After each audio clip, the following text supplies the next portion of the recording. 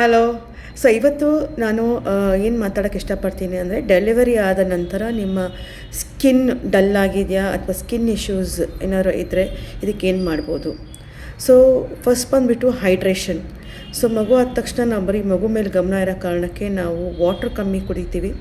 R if you feeding the child, water ಅಂಶನೂ ಬಾಡಿಯಲ್ಲಿ ಕಮ್ಮಿ ಆಗುತ್ತೆ. So hydration is the key. So drink water, ಜಾಸ್ತಿ ನೀರು ಕುಡೀರಿ, ಮತ್ತು moisturisation daily after face wash.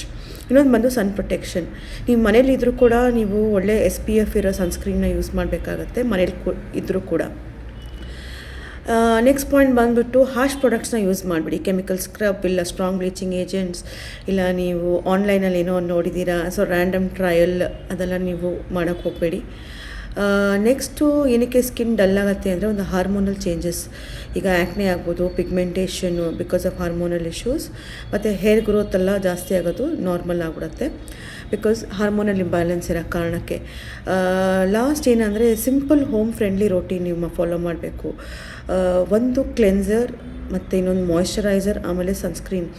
ಇದು ಬೇಕೇ ಬೇಕು. ಒಂದು ಪರ್ಟಿಕ್ಯುಲರ್ ಎಸ್ಪೆಷಲಿ 25 ಇಯರ್ಸ್ ನಂತರ ನೀವು ಮಾಯ್ಶ್ಚರೈಸೇಷನ್ ಮತ್ತು ಸನ್ಸ್ಕ್ರೀನ್ ಮಾಡೋದು ಯಾವತ್ತೂ ಮರೀಲೇಬಾರ್ದು.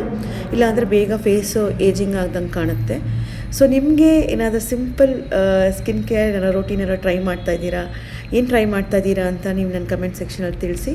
ಇನ್ನೂ ಜಾಸ್ತಿ ಸ್ಕಿನ್ ಕೇರ್ ರೋಟೀನ್ ಬೇಕು ಅಂದರೆ ನಾನು ಅಪ್ಕಮಿಂಗ್ ವೀಡಿಯೋಸಲ್ಲಿ ನಿಮಗೆ ಸ್ಟೆಪ್ ಬೈ ಸ್ಟೆಪ್ ನಾನೇನು ಫಾಲೋ ಮಾಡ್ತೀನಿ ನಿಮಗೆ ತಿಳಿಸ್ತೀನಿ. Thank you.